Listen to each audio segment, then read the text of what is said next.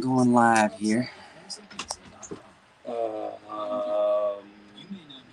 needs one of these? Do you need one of these? Plug it. There you go. All right, we are live. Yeah, you want to Live. make sure it looks good. Studios. Is this still the priority one? Priority one security. Big screen. Right. It's Getting that set up right now. you got yours. One there. Yeah. Is there another one? Two. Probably one in Ramona usually keeps the other one.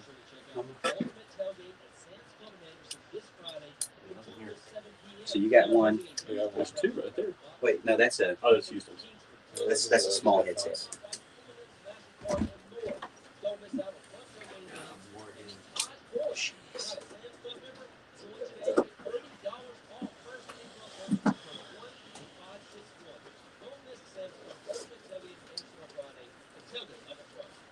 One-stop shopping experience at the intersection of Tiger Boulevard and Pendleton Road in Seneca. With 15-plus retail and dining locations, including national retailers like Marshall, Michaels, Five Below, and Ulta, and a variety Fellas, of y'all ready? I'm ready. As ready as I'll ever be. Yeah. Yes. Their stores are everywhere, stocking everything you need. Our Clemson fans, happy shopping experience and a fantastic year. I need to plug something else in here. What is this? Yeah. Here we go. I'm in now. All right. Can you hear me? Perfect. Here out. Houston's working on it. I'm almost there. Get your headset on first. Laptop second. Just a lot of noise. Yeah, I'm good.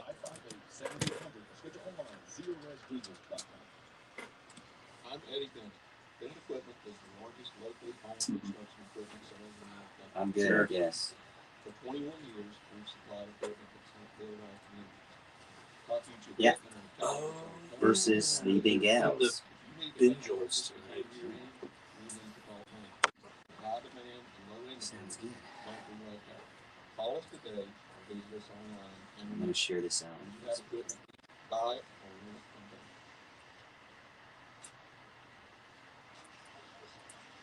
Share this. Clemson fans, it's time for the Morgan Thomas Show, live on the Roar. Authentic opinions, detailed film analysis, in-depth recruiting coverage, and more. Now, here's your host, Morgan Thomas.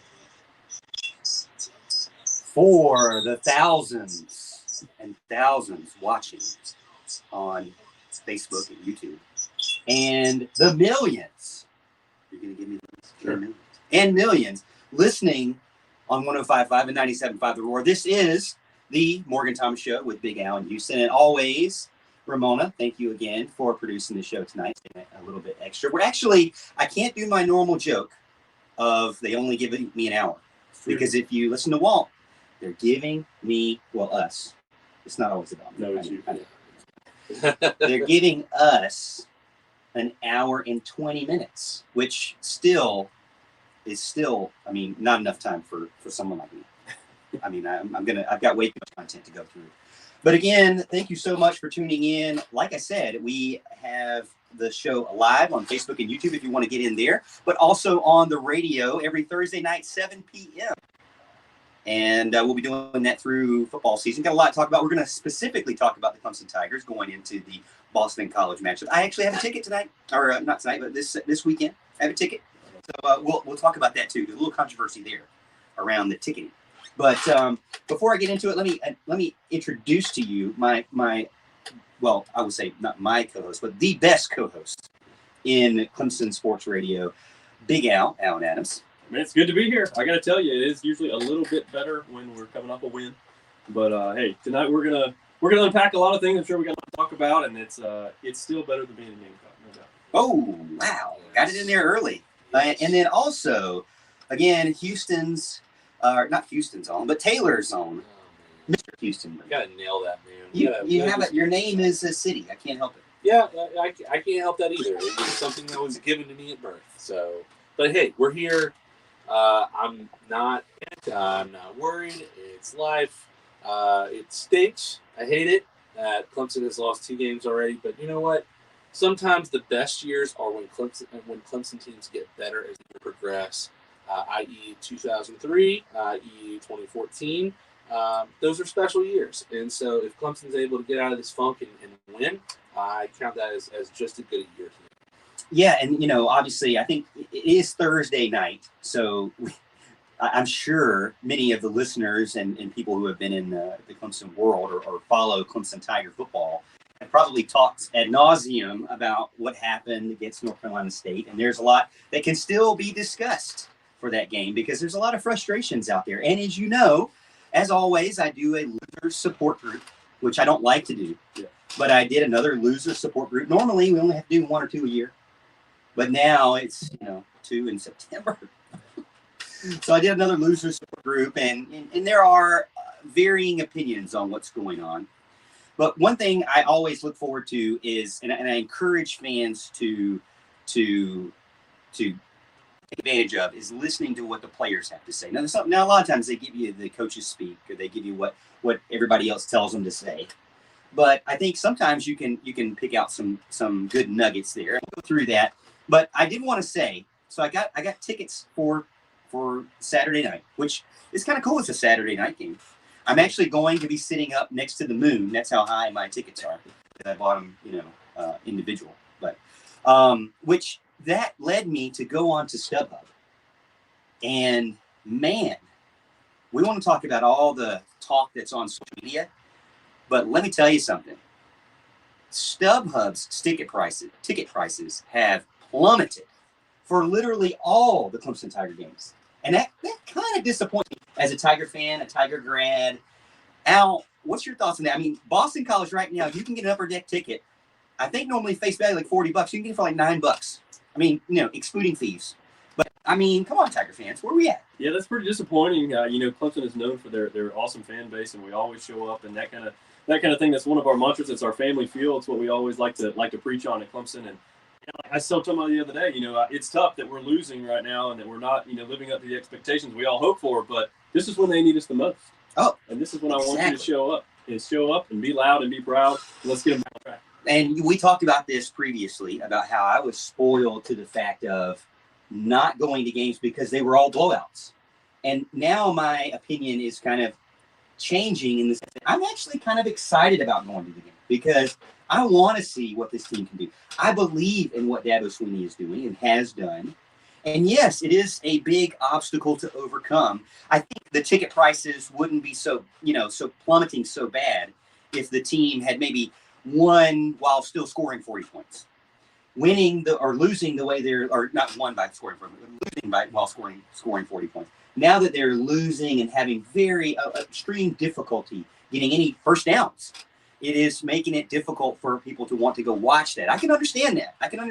But still, to me, I'm thinking, hey, as Dabo Swinney put it in one of his press conferences this week, you don't get adversity. You don't overcome adversity by losing the very last game of the season. The playoff games, losing playoff games, it's so it's almost easy in the sense that you just immediately reset and it's the new season the very next day. You wake up the next morning. Really, the minute after that game is over, it's the next season. But not so this year. Not so. And so I am actually excited about what's going to happen Saturday. I don't even know what time when this is. What's going to happen Saturday at 7:30 because I think that, if this team can turn it around, and outliers being as they are, this year is the outlier. Everybody likes to talk, well, everything else was a fake and a fraud, and all this stuff is needs to be completely redone and everybody fired and all everything. I'm like, well, wait a minute. The outlier statistically is the one number that's not like the others, right? Which is 2021. Unfortunately, but I'm actually excited to see what Dabo Swinney and company can do and how they maybe can improve every single week. We've been begging them to improve every single week, but it hadn't happened. But every new weekend is a new chance to improve. Yeah, no, I agree with that, and I think as much as people are disappointed in ticket prices, which is disappointing, for me, and look, I can't go. I have a ticket to the game, but I'm working through getting it to the buyer. I can't late game, little kid, can't really can only make that happen this week, and that's unfortunate. But I'll never take for granted whether it's a blowout, whether it's a close game, whatever. I just enjoy going. And if you're not going to go because Clemson's not winning, hey, just give me your tickets for now and forever on. I'll just take all your tickets and move close to the front. That's my thing. As far as the team goes, yeah, I mean, it's not great right now on offense, but I always tend to think that you're not going to play your best ball at the beginning of the year. None of the teams on this run Clemson has had tend to play their best ball at the beginning of the season. So they can only, at least to me, and this to be an outlier year, could get worse. Who knows? But I think they will get better. I think that. I think most of us in this room think that. And I think going into the Boston College game, we expect to at least have a chance to win. I don't know. We'll see. Could be wrong. But, like I said at the beginning, the Clemson shows marginal improvements.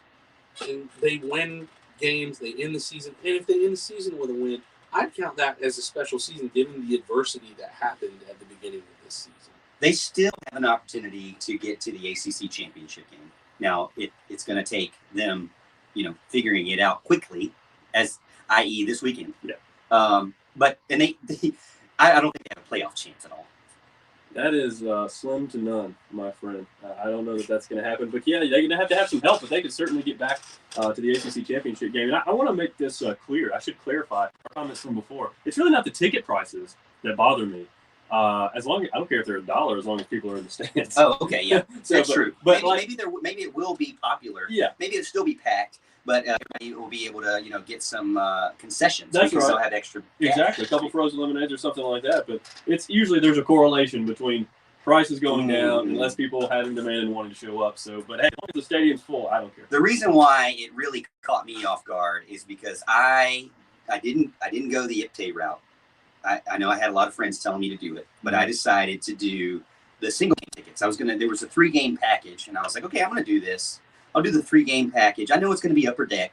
I know, but I'll do the 3-game package, and then I added on UConn, and I added on because I had to go because of my daughter wants to see the Huskies. Right. I didn't really want to add on that game, but I added on UConn, and then I added on, I actually got given to me Georgia Tech tickets. So I ended up having a ticket for a game at South Carolina State. So I'm looking forward to going to these games, but I did pay face value for the ticket, and now I'm seeing lower deck tickets that are less than what I paid for, being next to the moon. And so I don't know. I can't decide. Do I try to upgrade my ticket and then give it out on Facebook or YouTube? Maybe I do that.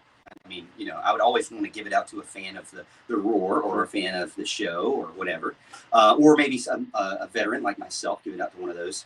Definitely don't want it to go to the opposing fan base. You don't have to really worry about it as bad with Boston College, I guess. But I am curious to see. Boston College is going to be difficult. The next couple of ACC games are going to be difficult. I actually looked at an article, and it was on the Clemson Insider with our friends over there. And Will Vandervoort, and they were talking about assessing the difficulty of Clemson's remaining ACC schedule.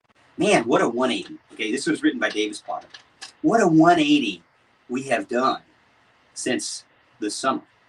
Now before it was, you still lose to Georgia, you can breathe through the ACC. It'd be, you're going to make it. Don't worry about it. The Georgia game, Georgia and Clemson can both lose the first game and go all the way. Man, we were kind of arrogant there.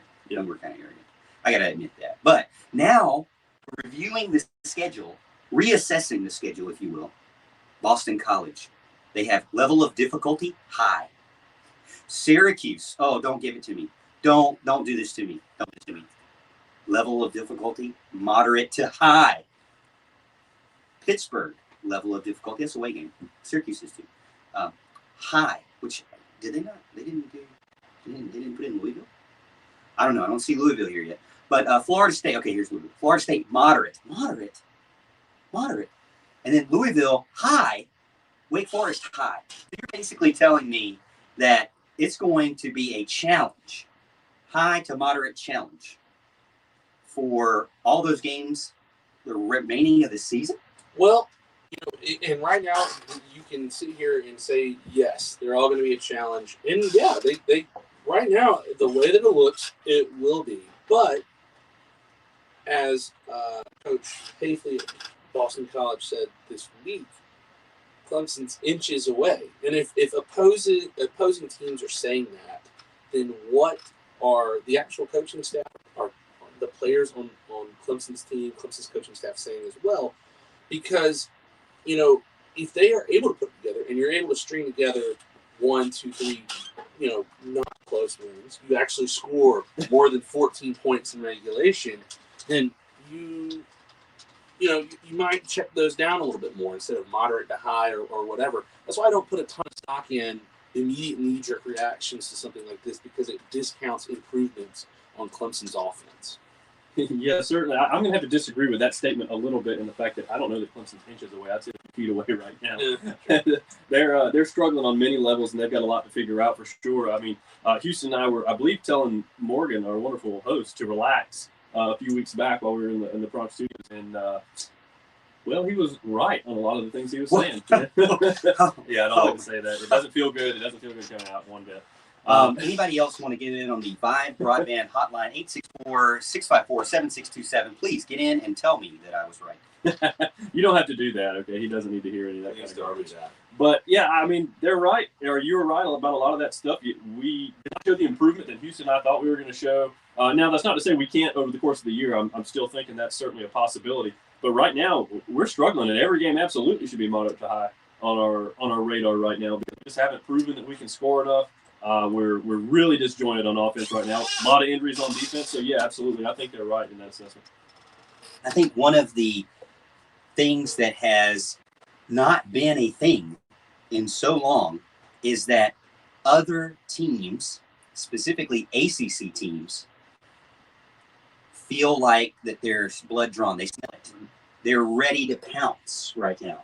They feel like there's an opportunity, whereas in the past it was, no, you know what? We're just going to try to play a good 60 minutes. We're going to try to get our guys out to get some experience against elite competition. I'm going to tell my guys, hey, you're playing against NFL guys, and we're going to get in the bus and go home and enjoy the next, enjoy the experience, right? Now, I don't get that. I'm reading the opposing writers' websites, and they're like, you know what? The man has fallen. The mighty has fallen. And it is time to pounce. It's time to show. It's time to take out that 10 years of aggression of constantly losing to the same team. And so is the worst thing that Clemson is facing now hope on the opposition? I don't know. I mean, I don't look at this as I'm always going to keep the keep a more relaxed vibe with this. I'm not going to be doom and gloom about this, especially with people that are listening to this big-eared moron at ESPN saying that the dynasty is over. I won't even mention his name because he doesn't need to have any attention. But that's just how I feel about it. Hope is going to spring eternal for any team, whether Clemson's dominating or not. But right now, Clemson's down, so everybody thinks they're going to be able to win. Let's transition to our caller on hold day. Yeah, and talking about Clemson dominates, we had Clemson dominates on hold. Clemson dominates, hang tight, because we will be back right after the break. Again, this is the Morgan Thomas Show on 105.5, 97.5 The Roar. Awesome. Thank you, Ramona. Yes. All right, everybody over on Facebook, we really appreciate everybody getting in on Facebook and YouTube. If you haven't already, please make sure you like the video and subscribe to the channel, or share it out with some friends. It really helps. If you could, just please share it out. Let me go through some of our sponsors real quick. We've got the Tiger Sports Shop. We don't just dress for success, we TS for success. Tiger Sports Shop, Big Al, Houston, and I are all wearing gear from the Tiger Sports Shop. Well, actually, I'm not tonight. I got to take that back.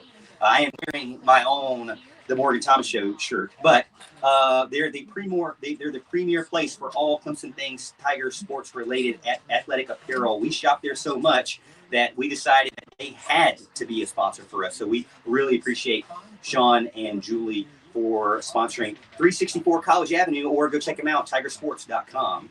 And then also just down College Avenue, you have Charleston Sports Pub of Clemson, 359 College Avenue. And they are a Charleston Sports Pub. They are not only in Clemson, but Greenville, Goose Creek, James Island, Mount Pleasant, Somerville, and West Ashley. Watch all the games while you're having fun playing all their games. When we were there, we got to see T. Higgins and We got to see some other players as well signing autographs, and we had amazing wings. We even got to play 9 holes in Pebble Beach, so go check them out. You can see there Taj Boyd supports the Charleston Sports Pub. All right, we're back in here. Thank you so much for joining in. By the way, Ramona, I think the air just went off again. I think they cut it off at 7:15ish. Oh, you know, they don't think there's no show after Walt usually, so they just turn it off on us.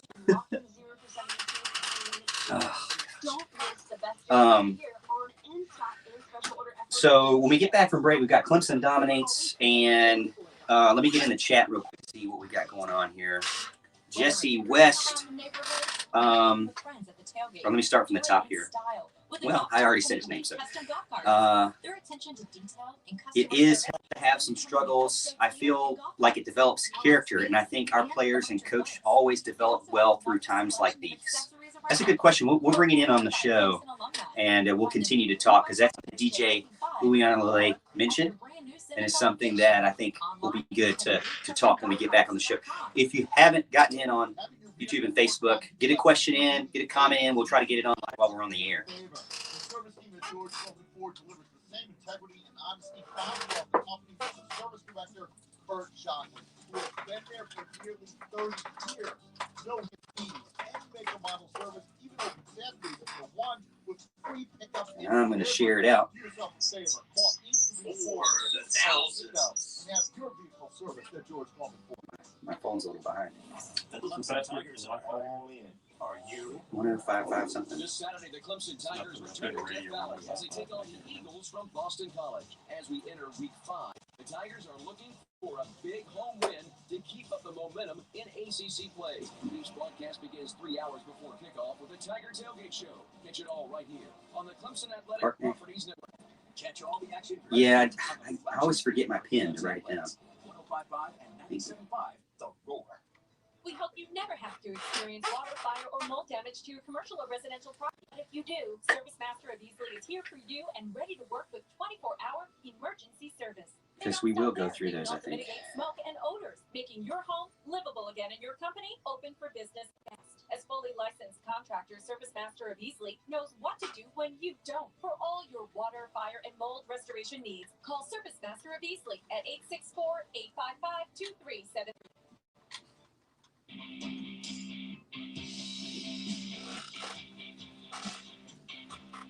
All right, we are back with the Morgan Thomas Show with the gal in Houston, 105.5, 97.5 The Roar.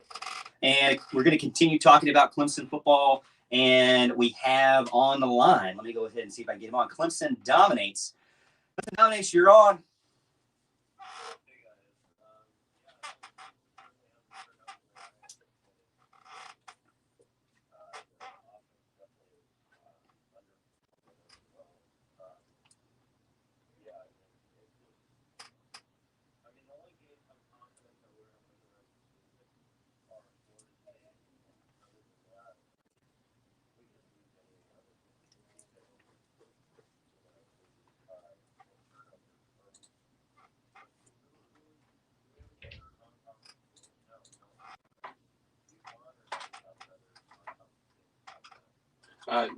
South Carolina.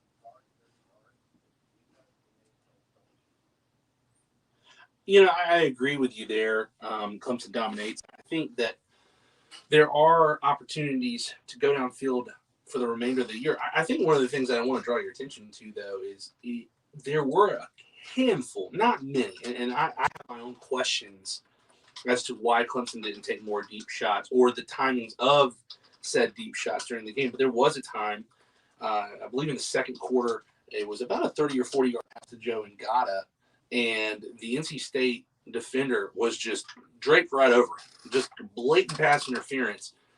So they did, and Ngata was open. I guess the only thing going forward is the timing of that. I think you're going to see more of that. I could, once again, take everything that I say with a grain of salt with this. Clemson could go underneath the entire time, but I think going forward, you might see deep shots. The timing and spreading out of them might be better. I think that the biggest question I had was why we took 3 20-plus yard passes at the end of that game in double overtime. But that's another story for another day. I just think there's going to be some retooling. We've been saying that, and I think their hand has been forced at this point to have to retool this and to look at what's been successful, as minute as it's been on offense thus far. I hope as far as I can say that answered your questions.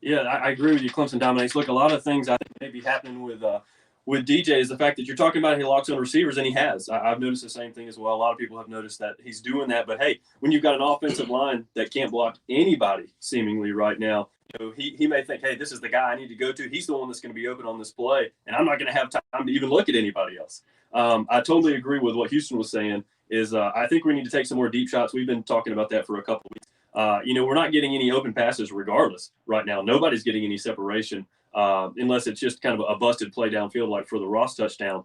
But, to me, when you've got these guys that are 6'5", on the outside, throw it up to them, whether there's a guy on them or not. You want them to use their athleticism to go up and make a play as opposed to the routes they're trying right now. So I'm hoping they'll take some more deep shots. I was, just like you, not a fan, by the way, of the play calling at the end of the game there. I don't think that shouldn't have been an option to throw that last pass. Absolutely not. Not on 4th and 5. I thought that was kind of crazy. I don't know whether that was a Tony Elliott play call or whether it was a DJ decision, which one it was, but I don't even think that route should have been on the table right there. Yeah, I think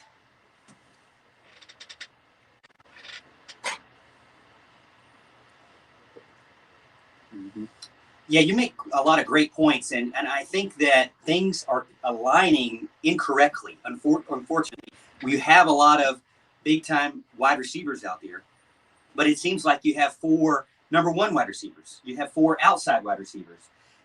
And you guys mentioned this to me. I don't know, let's give the Justin Ross at slot more of a chance. It's just not working to me. You can't be the number 1 guy and also in that position that is normally the 3rd down go-to guy. To me, it's just not working well together. Like normally Clemson has had Artavis Scott, they've had Adam Humphries, they've had Hunter Renfrow, they've had Amari Rogers, they've had Raven McLeod, they've had other guys there that are, I would say, shorter.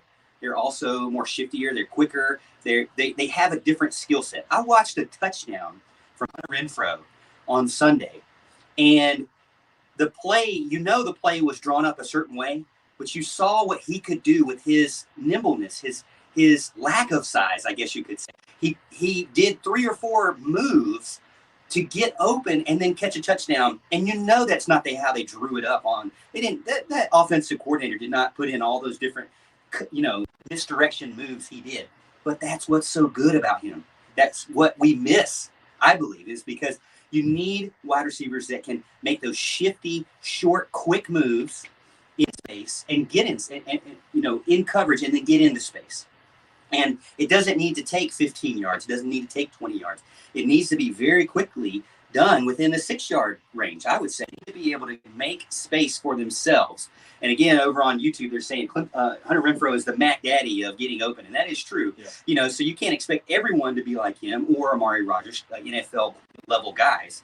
But having Justin Ross in that spot, I don't think is the type. I'm not saying he's not good at it or he couldn't be good at it, but it seems like that's for a decade now, Clemson has needed a different style of player to be successful, and they've leaned on it. I would rather see somebody who is an outside guy who's the typical number one receiver. Yeah, he can be 8 passes to that guy, but you need a third down guy too. That's not the same guy. Because then what happens is you get NC State where you have Justin Ross gets 8 catches, everybody else is 1. And that's not going to work.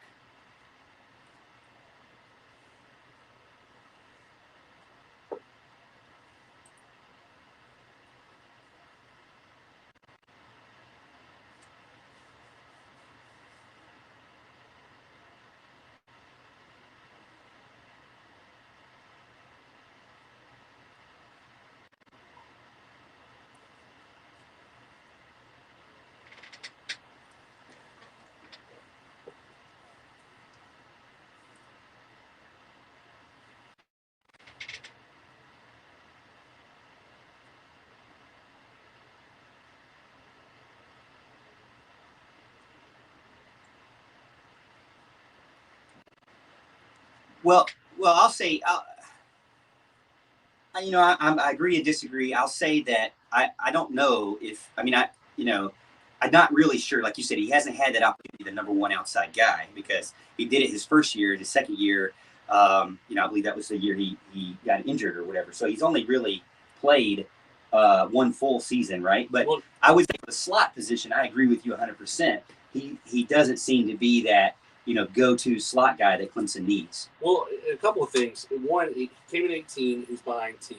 19, who's behind T, didn't produce as much as he did in 18, and then 20. Right, that's it. Was out the entire year. What I would say that the easiest way to get all these wide receivers in the game, you saw what happened on Saturday with NC State. They didn't do anything fancy. Nothing. I don't think outside of they ran the stretch zone and they ran underneath pattern to their large, lanky wide receivers, Emeka Emezi. I know Thayer Thomas is kind of a slot guy, but he didn't have as many catches. It was just underneath routes to the guys. Nothing but 6 to 8 yard passes, no slants, no nothing. They just sat somebody 6 to 8 yards and made their quarterback comfortable. That should be, yeah. Go ahead.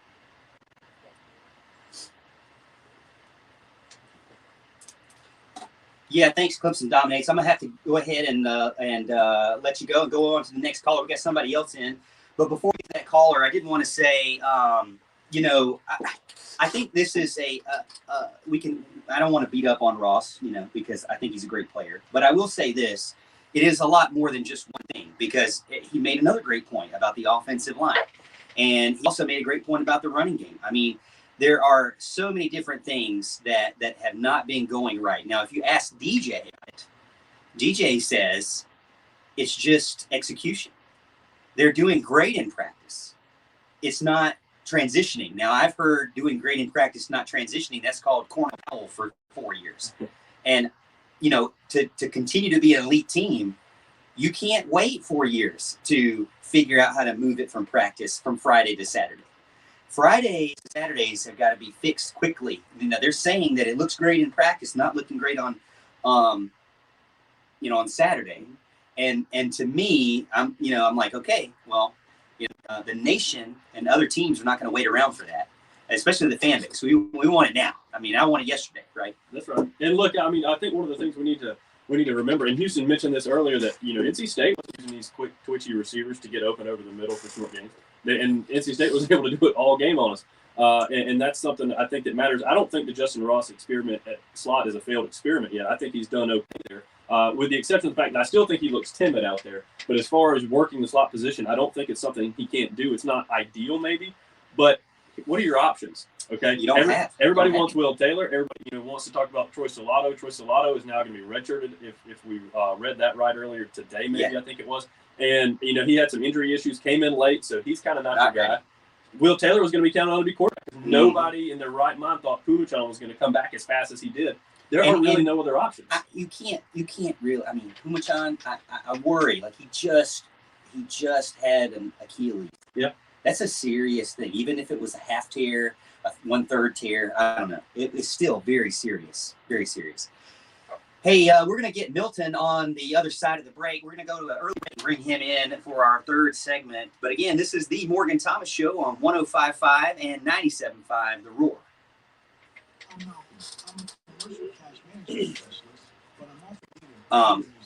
Good conversation, fellas.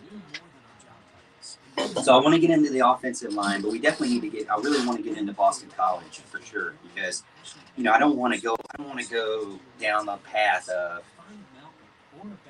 beating up this team 5 days later, because we could keep doing that, but I don't we had to lose the support group. This Clemson Dominates, I think might have been on that show, but so I'm thinking I do want to talk about the O-line and something that I put out on Twitter because I thought it was interesting, but also I got a lot of hits on the one where it was talking about, we have kind of a pocket passer.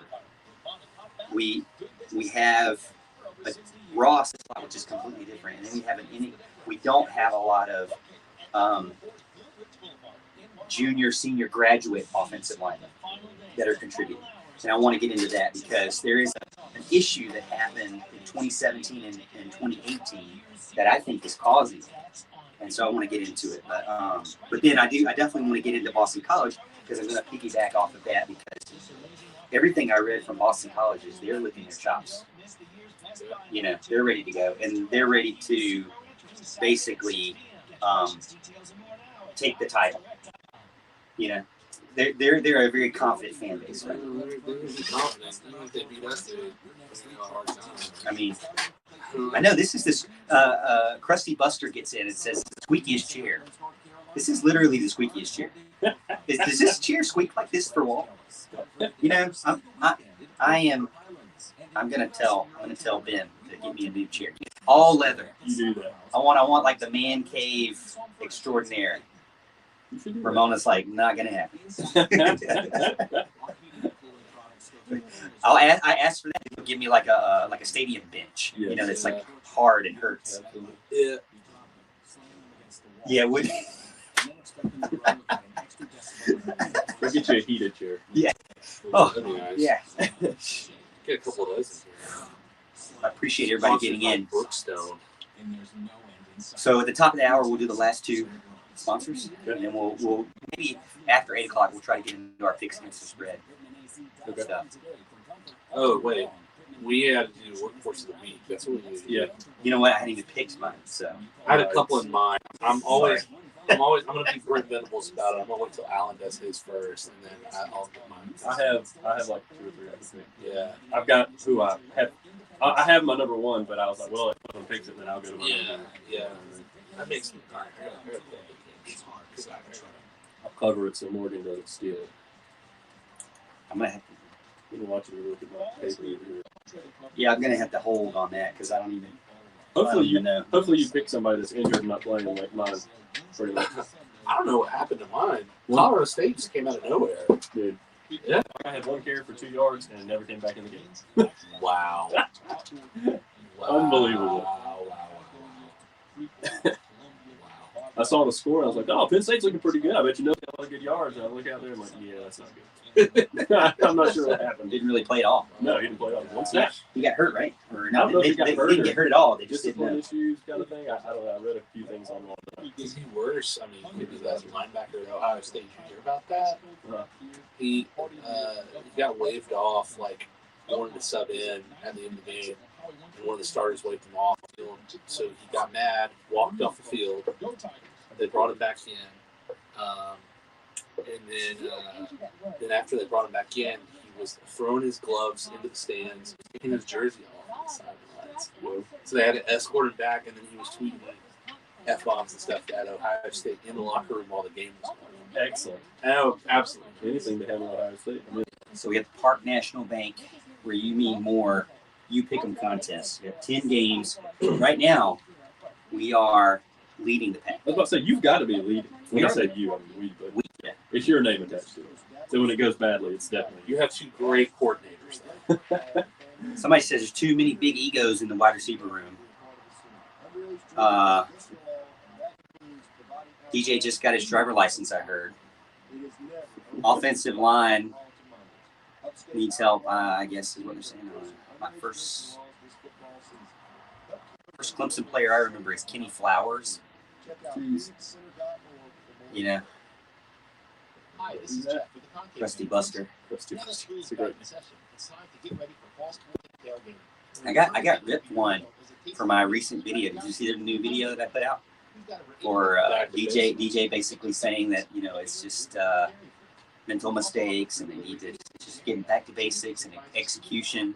You got ripped? Oh yeah, everybody that's commented has been like, it's a bunch of crap. He doesn't know what he's talking about. I didn't say it. You don't know what you're talking about. Okay, yes. Thanks there, coach. Not you, but Thanks there, bud. all right, we're getting ready to be back here. Thank you so much over on Facebook and YouTube. We really appreciate it. I know it's a little bit different on the radio, but hopefully you get a little behind the scenes view while we're here. 59.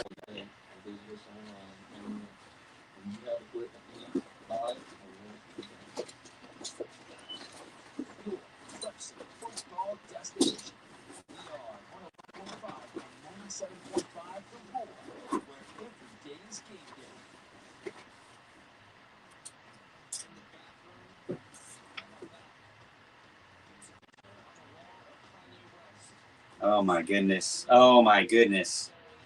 This is what I get This is for my radio music right here, man. This is what I get for doing Mark Childress's music. Dude. You know, Walt says he has the best music, and I feel like that us three, we could probably give him a run for his money. So wait, But Mark also says he has the best music. I don't know what in the world Walt's is that. music or is this Mark's music? This that is we're- Mark's music. Okay, me and Mark are vibing. Like I'm all about it, man. That's where it's at. I don't know how I feel about that one. But Ramona, thank you for playing that song. I mean, yeah, whatever. We'll go with it. Hopefully it keeps you awake because I know we're getting late. I know some of you out there are probably getting close to bedtime. Probably for me, for sure. But we got Milton online. Welcome in, Milton. We're doing good.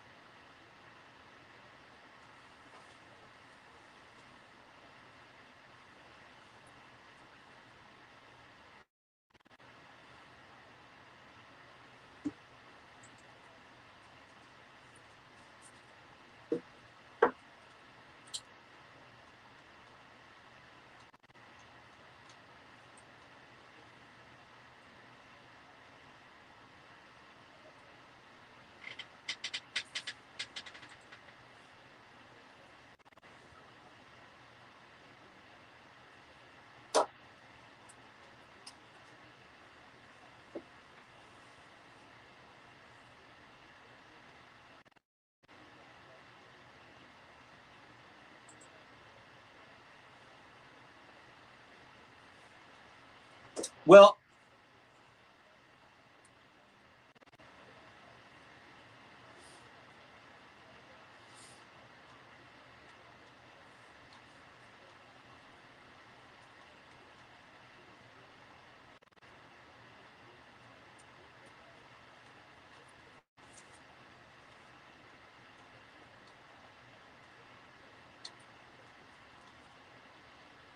I agree. I agree with a lot of what you're saying. There's a lot to unpack there. As Alan said earlier, we're going to have to unpack this. And unfortunately, the amount of unpacking we're going to have to do is like grandma's house on Christmas Day right now because of all the things we need to go through. I wrote down like 7 things that you talked about there, Milton, which I really appreciate because I think it's good stuff.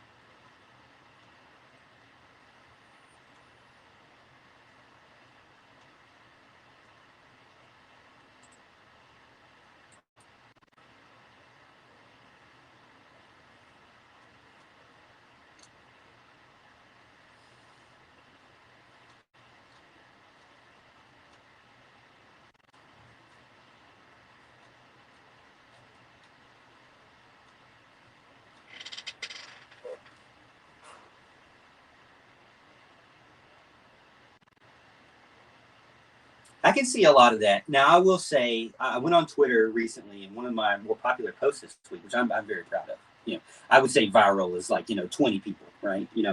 I will say this: when I look at the style, which you mentioned the quarterback, right? We know and even the coaches have said it.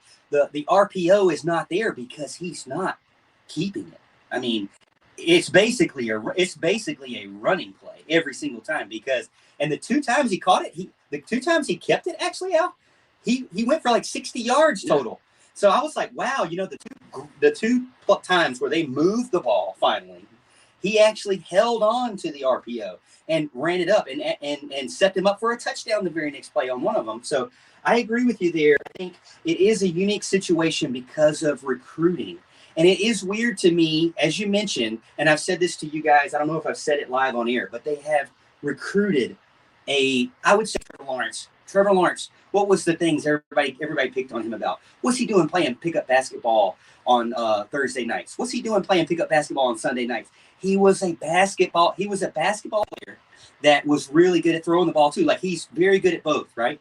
Deshaun Watson, also a small forward type player, right? Really good basketball player type. Dabo Swinney talks about one of his basketball games and him dominating when he was in 7th grade. Okay, you get Taj Boyd and Cole Stout. Those were a little bit more of your pocket passers, but Boyd could run with confidence in the sense of Bryant could run with confidence. Back to Milton's point, I completely agree. It does seem like that DJ is a quarterback that's a first baseman. He's not Scottie Pippen. He's not Scottie Pippen. He's He's not a basketball player. He is. He may not even be a Freddie Freeman. I don't know. It might be an Andre Galarraga. But I will say this. You know, he's just a different type of player. Am I saying he's a bad player? Oh no, by far not a bad player at all.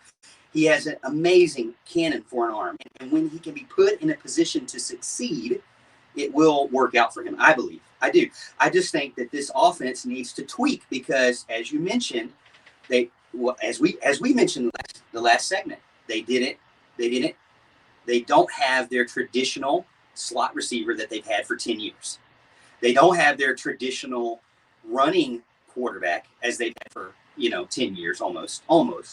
And their offensive line has really had some issues with recruiting in the sense that when I look back at, it's not even DJ's fault. It's not even Tony Elliott's fault. But 2017 and 2018, there is only 2 guys left from those classes. Those would be your leaders, your seniors, your graduates, your juniors, depending on how they redshirted.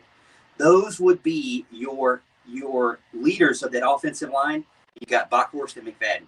Carmen is gone. Carmen's gone for a good reason. He went to the NFL. Vincent, injured. He's out. He quit football for a knee injury. And Noah DeHunt quit football for a neck injury.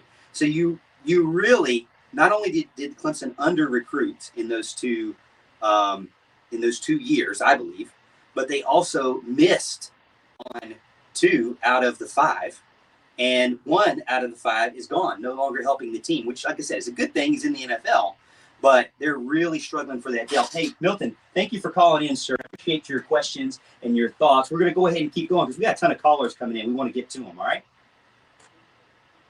Thanks. Thanks, Bill. Yeah, and we can talk about tempo too. I don't necessarily want, because it kind of got gimmicky there towards the end. The tempo part, doing 150 plays a game kind of got a little gimmicky to me. So to his point, I think he's got a point of tempo piece of this, but where I think he might be missing is people started picking up on that. You see people like Brent Venables. Clemson picked up on that. They played 99 plays and had a chance to win at the end of the game. So tempo is better defended nowadays. I think the thing nowadays is seeing how tempo can be used as a weapon in that regard. Lining up before you can get set, getting in certain formations in a quick manner. That's something that I'd like to see in the future. I don't know how it's going to help nowadays or what's going to happen. I was going to say Will Shipley is going to be that back. I will put money down. He just hasn't had the opportunity. He hasn't had the opportunity to do it. And Milton, I understand your frustration. Will Shipley's going to get there. Just give time. I think he has the skills needed to do that. I mean, I think he's going to be a guy who can make that first guy miss. Oh, without a doubt. As a matter of fact, I was going to say I agree a lot with what Milton was saying, but I do want to push back on a couple small points. And first of all, I don't think it's that DJ can't run. I think it's that he's hesitant to run. The fact when he pulls the ball, like Morgan said, he got a ton of yards, and he did the same thing, against Boston College last year when he came in for one of the 2 games. I think he can run, and I think his feet are going to be a big part of the game moving forward. But you've got to find a way to get him more comfortable in doing so. And maybe he never gets there, but I don't want to come out and say he can't. And Will Shipley, by the way, that's the other thing I wanted to push back against. It's not the fact that he can't make a guy miss. Believe me, he can make a guy miss, but it was a different situation before with all our other running backs. I mean, they have an offensive line that was actually, at least getting a body on somebody and getting in the way. Right now, we've got offensive linemen in the wrong spot. And people are coming absolutely free, which is why maybe it looks like Will Shipley could not make a guy miss. But I can promise you, Will Shipley turned a lot of into something when there was nothing there this year. To Milton's point, I want to see the pistol again. I think the pistol is great because you line up the running back behind the quarterback, and the defense doesn't initially know what natural way they're going to go. It all depends on that first snap, step from the running back. I think that's why Chad Morris did that. And I think I would like to see the pistol more coming back in because that's also Taj Boyd type stuff I like to see. I also will say that it doesn't help Will Shipley's case to look good when it seems like so when they went 7 in a row, 3 and outs, they ran up the middle at least once every single time. They did not run any other way but up the middle. And after a while, it's like, you know what? Stop running up Bockhorst's back. Okay, like let's do something other than run Shipley up Bockhorse's head over him. Right? It's not working there. It seemed like he was constantly getting stuck on Bockhorse's number 65, and it's like, you know what? Let's realign it. Let's move it some way. Now, hey, I'm completely clueless. I'm a couch coach here, but I will say it did seem like after a while it's like, okay, another run up the middle. This is how we're really changing it up here. They already know we're going to run on first down, but not only that, they know we're going to run straight up the middle. I don't know. All right, so we got Lincoln on the line. Lincoln. Good. Thanks for holding on.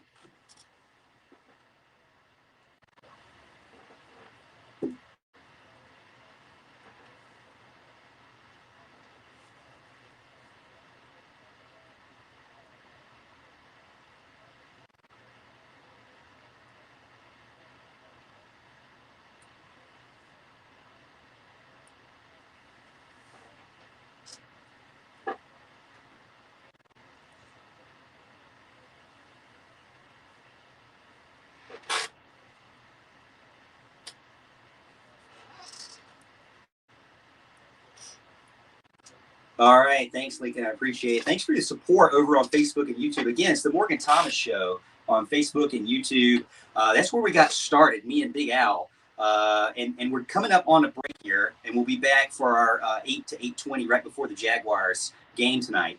But I did want to let's get started on that. So 2015 was the year that they kind of went all the way and then failed in Arizona. So do you see some similarities from old teams? It's hard for me to see a similarity considering how bad they have started. Because if you look at the past 20 years, I did total offense rank for the past 20 years. No offense can even hold a candle to this one. Yeah, but that's not a fair assessment when you have 12, 11, 13, 14, and 15 games to make the assessment on as opposed to 4. Now, I'm not saying 25% of the season, brother. 25% of the season when you have 100%. You make it 25 on the test, you fail. Sample size. Right. Sample size is not fair as far as that goes. Now, I'm not saying this offense is going to get into the top 20. I'm not even saying it's getting into the top 70. It's probably not. But I to make a speculation that they're not going to be ranked in the top 10, we don't know. Like, who knows? Yeah, it's so hard. They could turn this year into 2014 where they just grind it out, and next year, you finish 9-3, 10-2. Who knows? I don't know. They could easily be in the top 10 next year if things go the right way. But who knows? It's too early to tell on that. And we'll talk about the other stuff when we come back from the break, I guess. Bill Lanham gets in over on Facebook, says, I'm going to bet that caller that Clemson will be in the preseason top 15 next season. And he's going with his heart and his gut on his Tigers and going all in, if you will. All right, so that's the end of our first hour. We got 20 minutes to go. We'll be right back after this. This is the Morgan Thomas Show.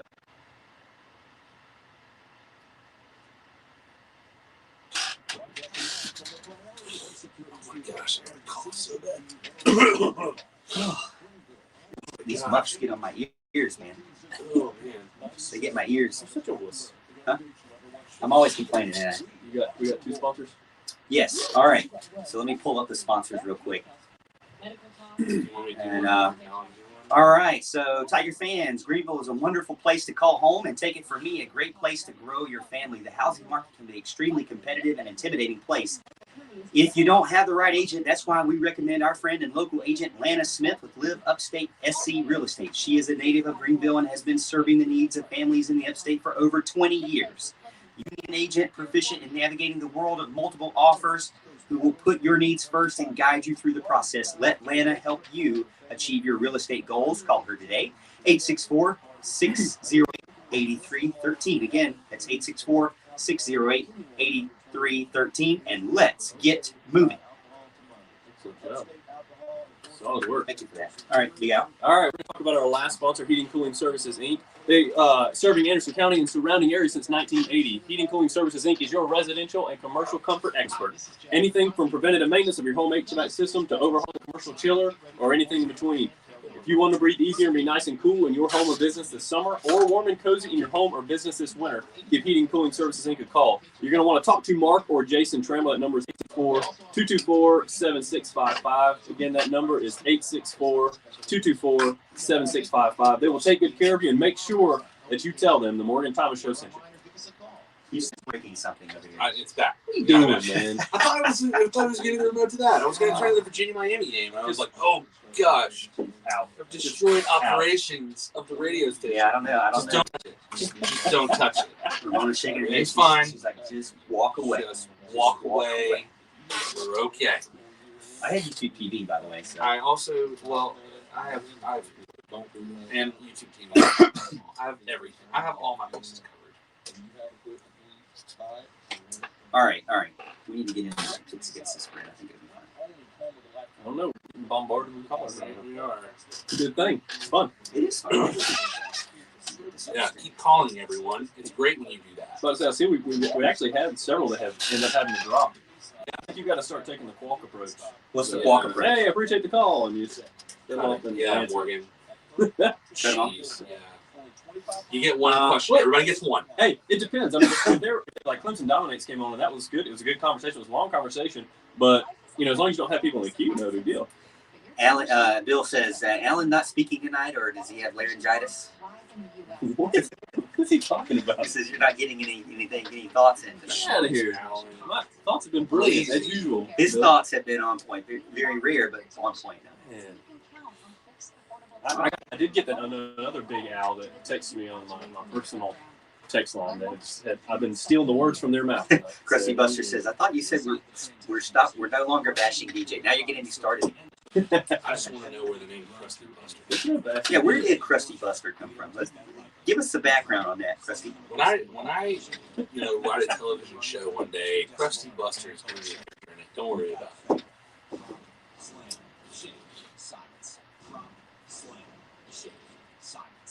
And there's no end in sight.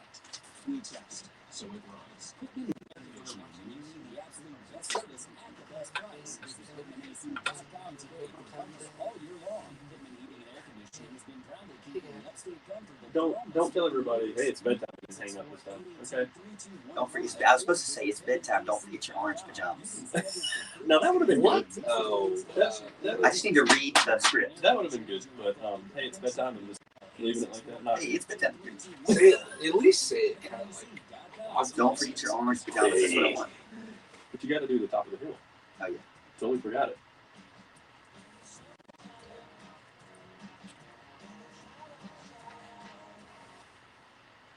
All right. The Morgan Thomas Show. Can you believe it? They are allowing us to go past the 8 o'clock hour. And I'm excited for it. This is just one step closer to, being up there with the Waltz of the world. I don't know how he does 4 hours. I mean, he literally knows everything about everything.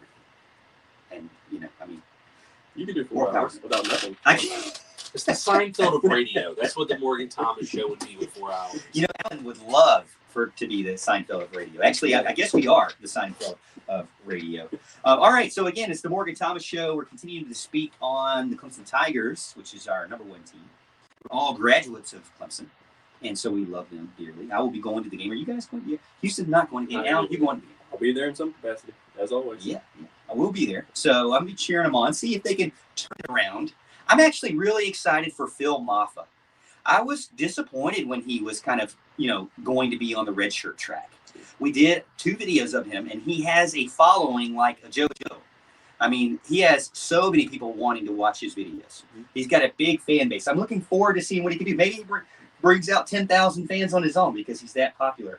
It is interesting and telling to me that he immediately goes to a second stringer after basically not really seeing him. And he is one of the guys that scored a rushing touchdown in the spring game, which one of his family members made sure to remind me on YouTube that when I didn't say that about the spring game review. They said, hey, you didn't say anything about Phil Maffa and his touchdown. I'm like, oh, man, I forgot. So, all right, Phil Maffa, I'm excited for. Even though there is an injury that is causing him to do this, and this is not how they kind of wanted to help their roster out. So in roster management, bad. In me getting to see an awesome player that I think is going to be good, good. Houston, you excited? I mean, yeah, I'm thinking in terms of, okay, let's say we get further along in the season and Maffa shows out on Saturday. He shows out in Syracuse and Pitt.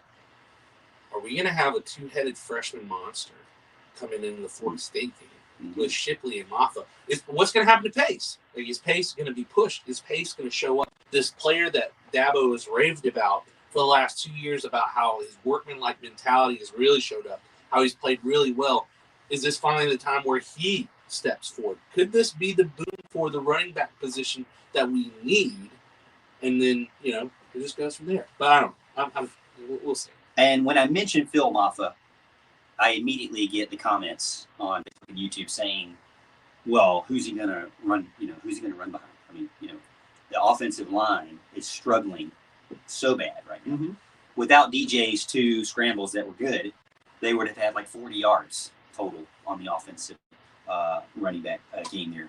I would say, if you look back at the offensive line, this is what I feel like is not a quick fix. Because, as I mentioned, 2016, they hit. Now, you talk about, Robbie Caldwell, this, whatever. He hit on 5 out of 5, 2016. 2016, John Simpson in the NFL. John Pollard, full-time starter most of the years. Tremaine Ankrum, also a good starter there. Chandler Reeves, the guy who stayed there. I can say his name. I just didn't say it right. You did. I got you. And then Cade Stewart. So you've got 2 guys that went on to the NFL, and then 3 guys that played majority of their years and continued to improve. And we're all kind of saying offensive line. Man, I'd love to have that offensive line back again. Ooh, please. I actually felt kind of nervous when I realized that Pollard and Stewart and Reeves were not going to do one more year. That was a little concerning because Blake Vincent, who was constantly trying to get out of the medical room, couldn't do it, had a patellar thing going on, and basically ended his career. Noah DeHaan, never really saw him, and had a neck thing and ended his career there too. So out of the 2017 recruiting class, Bockhorst, which I will say is a hit, Vincent and DeHaan gone, not even on the team anymore. Mm-hmm. Never really contributed. 2018, Jackson Carman did contribute a ton from the very beginning. Big, huge hit there. Jordan McFadden, I would say, is a hit. But Carman's not there anymore. So that out of 2 years, you have 1 each year that you can carry over. And that is what is hurting this team now, because those guys would be graduates or seniors now. And they would be performing at a high level, or at least have the most experience on the team. Now you have 2019, Boating transferred, Trotter's injured. Taquan Johnson was a defensive player, and he's injured. And Hunter Rayburn hasn't got to see much time, under 50 snaps. So you have Putnam, who played quickly out of necessity in his first starting year. But then that's another 3rd year in a row where there's really only 1 offensive lineman that you can say has contributed at a starter or second string level, I would even say. And then you go to 2020, Parks, T.O., Mays, Tucker, Williams, Howard. Well, they're finally letting T.O. have a shot, which I think is a good thing. But they keep saying Mays needs a shot. Well, I don't see him yet on the snaps. Tucker, don't see him. Williams, don't see him. I think he's injured. And then Howard, don't see him. So that's a 4th year in a row where you really have 1, we'll say 2 on that one.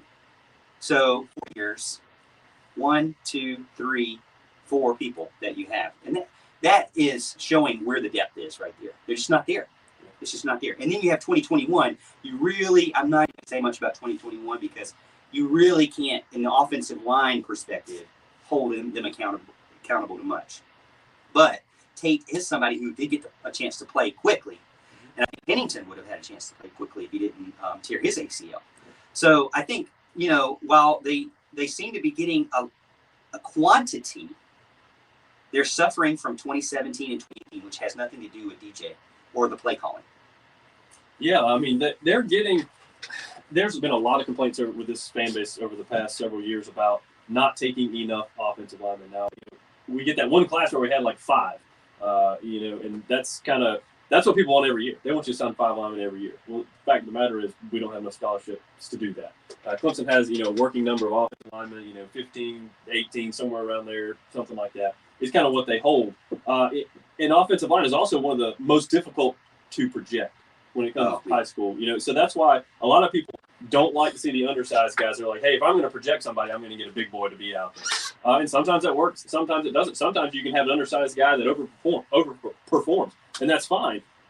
So we have little room for error if we're going to carry what a lot of people think is kind of a lower end offensive line board as far as numbers are concerned.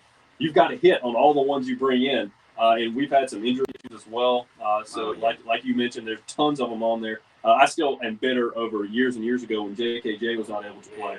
He was, the stud of studs, and everybody wanted him to play. He was the lineman that was going to take us to the next tier, and he never got to play. I think there's a lot of issues with the offensive line, and you want to play the other players, like you mentioned. But that's a tough deal, too, because if you're going to develop any kind of cohesion on the offensive line, you can't keep subbing in different guys. You're going to have to you're going to have to find your best five that mitigates the most risk, get them out there and get them comfortable with each other. But it's a tough game to play right now because you want to get the guys like Tio in as well. Again, it goes all back to the fact that if you're a Clemson fan and not just a Dabo Swinney era Clemson fan, you've got to be excited about how they can turn this around. I mean, there is literally, statistically, there should be no reason why this team stays at 115th in total offense or 121st or whatever they are in total offense. Statistically, it can't stay this way. So there has to be an improvement, and guess what? Every Saturday is the next day to begin that improvement. Exactly. You circled around. You finally came around to the point I was trying to make there, Morgan. I guess we're finally on the same page there. Look, to go back to one final point on the offensive line, I think the depth piece from what you mentioned hurts. You can't really blame, obviously, something crazy happening with a neck or a patella or whatever. That's part of football, and it's sad. It's unfortunate. But with what you see currently, Clemson is recruiting at a higher clip, at a higher volume in their last two classes. I'm not going to blame the 2020 class that came in, and you're still working with Parks and Tio and everybody, and you're working those numbers out. That's fine. Think about in the future, all right, where you mentioned how 2017 and 18 is still affecting this class now. Well, imagine if some of these guys pan out. There's more depth, more talent there. So imagine what happens 2 and 3 years from now when potentially Clemson's offensive line, whoever's coaching or whatever, leading and developing that group has, you could have that be particularly the strength of your team next year, the year after, whatever that may be. It's not a quick fix, at least in this year. I just don't see it. But I do think that that's where the coaches come into play, where there's great. We know that they're good. We believe they're good coaches. We've seen what they've done over a decade. I mean, come on.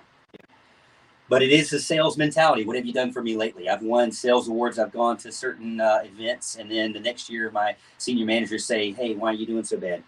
What was up with last month?" It's like, whoa, you didn't remember all the things I did 9 years ago or over the past 10 years, right? No, you don't remember those things because those awards have a year on them for a reason, because they're not this year. They were last year.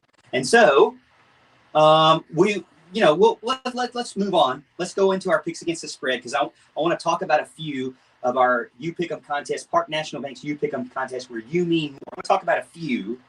And then we'll get on over to the Jacksonville Jaguars game, Jacksonville versus the Cincinnati Bengals tonight at 8:20, right after the Morgan Thomas show here, and get to see Trevor Lawrence versus Joe Burrow, another, I guess, a rematch of that game. All right, so we don't have a lot of time. Got about 5 minutes to go. Boston College plus 15.5 at Clemson. I think I got to take that Boston College there, fellas. I mean, I hate to do it, but the way the offense is right now, I think Clemson can win.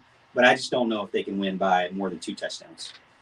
Yeah, I think you have to take that. You'd be crazy not to right now. I mean, hey, it's a win-win for us. If we get the pick right, awesome. If we don't, that means Clemson's probably look better than they have been so far. Oh, yeah. So, it's a win-win either way. Yeah, I do know there.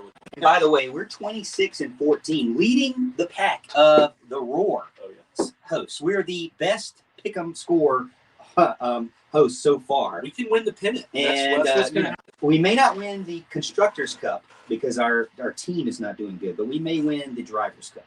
All right, so this one's hard for me. Pitt minus 3.5 at Georgia Tech. Georgia Tech showing that they can do some things. Pittsburgh still has Kenny Pickett, I believe. I know were you guys saying Georgia Tech because they're at home? Well, I'm saying Georgia Tech because they've got Jahmyr Gibbs and Jeff Sims. That team looks completely different from the team that played against Northern Illinois, as some of the people in this room like to bring up as far as their performance goes against what Georgia Tech and Clemson did. Georgia Tech has morphed into a different team. Give me Georgia Tech to cover that. They're going to run all over Pitt's not so great defense. All right. Then I've got one I think is going to be a shootout here. Louisville at number 24, Wake Forest. Now, Louisville seems to be getting it together. Wake Forest is being Mr. Consistent and probably one of the best teams in the ACC right now. Can they beat Louisville at home by more than a touchdown? It's -7. More than a touchdown, who knows? But I'm picking them. They're one of Big Al's bets. I took them -6.5 on Big Al's bets earlier, so I'm taking Wake. Wake's looked really good so far. Louisville's kind of been up and down, and they just beat Florida State by about a touchdown. I think it was. And Florida State's a really bad team, so at home I'm taking Wake and Hartman. Number 7, Cincinnati -2 at number 9, Notre Dame. I'm picking Notre Dame. Yep. I can't pick Cincinnati. I mean, a home dog, and they played really good defense. They just beat up on Wisconsin. Couldn't get. Ches Malusi couldn't get anything going on the ground game. Yeah. Okay, the game of the week maybe.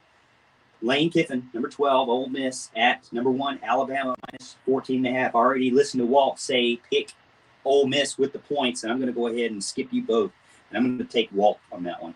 Okay, here's another good one that actually everybody's complaining is not a night game. Number 8, Arkansas at number 2, Georgia -18.5. I'm not too convinced, man. I think you give me the 18 points with Arkansas. Yeah. I think that's kind of a fishy one. Yeah, Arkansas is drinking the Sam Pittman Kool-Aid right now. They've got 2 great coordinators. They've got a great set of talent. I'm going to say Arkansas the points on that one. All right, Florida travels to Kentucky -8.5.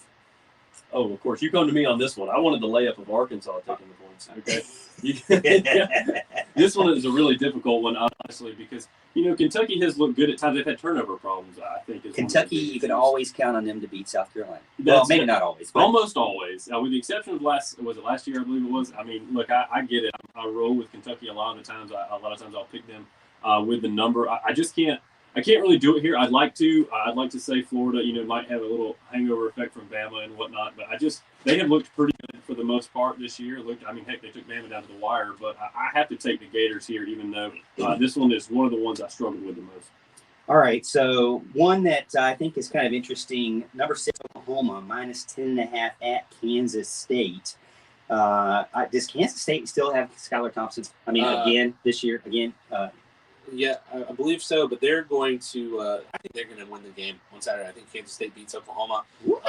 You don't have to pick that, but I think they're going to upset them. They have Oklahoma. They definitely and the fans were in the surrender Cobra in the third quarter, more worried about West Virginia. Yeah. So we'll see what happens there. All right, well, there's a few other games on there, but we'll talk about them later. We hope you have a good rest of your night. Thank you for watching and listening wherever you may be. This is the Morgan Thomas Show on 105.5 and 97.5 The Roar. For Big Al, Houston, and myself, we'll see you at the top of the hill.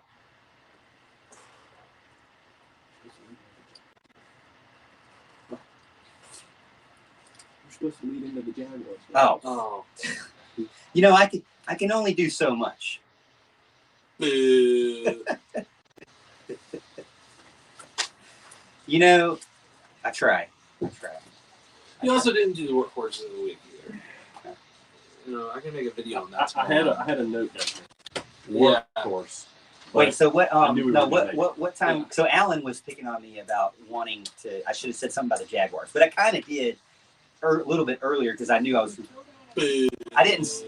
So you were. What were you saying I should have done? Oh, so I thought it was. I had to do it. Like 45. Oh, that's what she was saying. I should have went all the way to like 59 seconds. Okay. When she was doing like this, I was like, all right, come on, keep going. So what I thought was the top of the hour. Yeah. Okay. Gotcha. All right. Fire him. Get him out of here. Get him out of here. Morgan. All right. Morgan Thomas Show starring Allen and Houston. It's now just the show. The show. With Big Allen Houston. Big fan. All right. That would be a great idea. Hang on, we want to clean up our areas, Yep, fellas. let's do it. The show with Allen and Houston. Hey, you want to get the workhorse like quick for the viewers on? Oh yeah. No, because I haven't done it. Well, good. Then you can do it. I'm taking you know what? Brees I'll out make a Iowa video State. tomorrow. You send me your 2 workhorses. I'll make it my Houston have a problem with it. Brees Hall. All right. Brees Hall. All right. All right, Text you're me doing Brees Hall? Yep. See, Letty Brown Letty Brown? from West Virginia. Ah, interesting. Okay. They're Right. playing Texas Tech tomorrow, or Texas Tech on You know, Saturday. I'll probably go with Blake Callum Yeah, he's good. from Michigan. Or yeah, You I've been wanting to pick him for a while. are you sure you want to do that? Yeah, because he's like the He's third going best. to do badly. Yes. Okay. Yes, absolutely. They're he wants playing to do Wisconsin on that. Yes, Saturday. of course he wants to pick him. All right, folks, you get to see Morgan Thomas pick Blake Corum when they play Wisconsin on Saturday. He's locked in. He's feeling it. He's feeling it. He's feeling it. Hey, go for it. And you get to see this man burn up live on it. Hey, can't be any worse than my week with Noah Kane last week. 1 carry, 2 was pretty yards, bad. out of the game. I Not was really sure what worried. happened. I was worried, and then I saw that, and I was like, well, you know what? You Let's take go. chances. Anybody's got a chance as long as you're playing Allen, and he picks that team. Wow. Unbelievable. So now that we're like on radio, like as it gets colder, I start showing up in like sweatpants. Sure. And like It's acceptable. an undershirt. I mean, I just want to show up looking like a slob. Like that. I mean, I already do. I look kind of dumpy and fat anyway. So Well, you have to ask the fans, should Houston show up Hey, as a slob? fans, get in here. Next show, If do you I show up as a slob, like you a just- slob. If you show up as a slob, you just can't say you're sponsored by Sports Shop. You know what? I'll You know, wear the everyone's Tiger Sports. sponsored by Tiger Sports. Tiger except Sports for Shop. Houston. If Tiger Sports Shop has an undershirt that I could put on Yeah. and look slobby, yeah, like that's what I'm going for. You gonna say anything to the viewers as we get out of here? Yeah, yeah. Well, we got in a little bit of everything. So now, last week, did you guys? So compared to last week, did we not do as good? We did better. Did the same. No, I was fine with that. After action review. It was dominated by callers today, so Oh, that's yeah, fine. yeah, Just a we had a couple. different feel. Which I feel like we didn't do that last week. We didn't say. Here's the phone number. Thanks. Bye. We didn't say.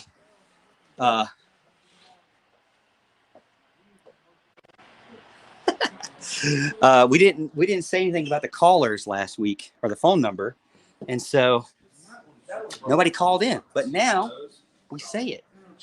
And here we are in the studio here. Yes, I am. I am doing. They know I'm a YouTuber. They know I'm a YouTuber here. Look at that. Ooh, yeah. Like Yeah. Ooh. Look at that. it's proprietary.